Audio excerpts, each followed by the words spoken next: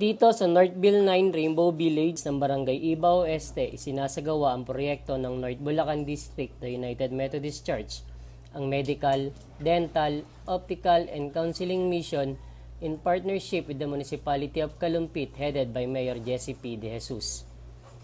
Maraming mga kababayan natin ang nabigyang atensyon ang pangangailangang pangkalusugan, lalo na sa ilang bata, matanda, buntis at mga nagugulumihanan sa buhay.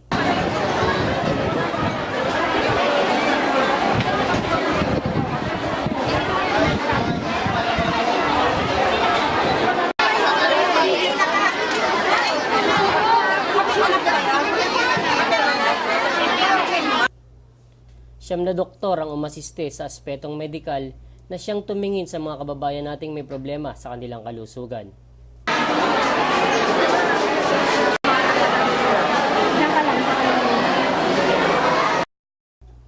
Apat na dentista mula sa Bulacan State University Extension Office ang umagapay sa 5 dentista na galing sa The United Methodist Church para pagtulungang ayusin ang mga sirang ngipin ng ating mga kababayan.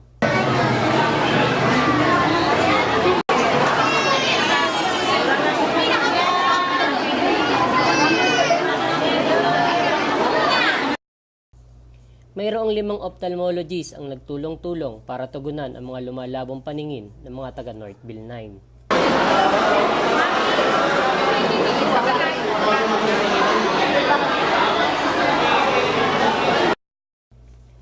At nagbigay rin sila ng libreng gamot para sa lahat.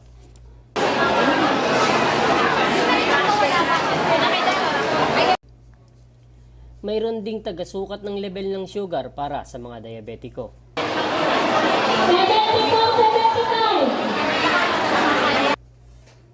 At hindi lang atensyong medikal ang pinagtuunan ng nasabing gawain dahil nagkaroon din ng counseling sa ilan nating kababayan.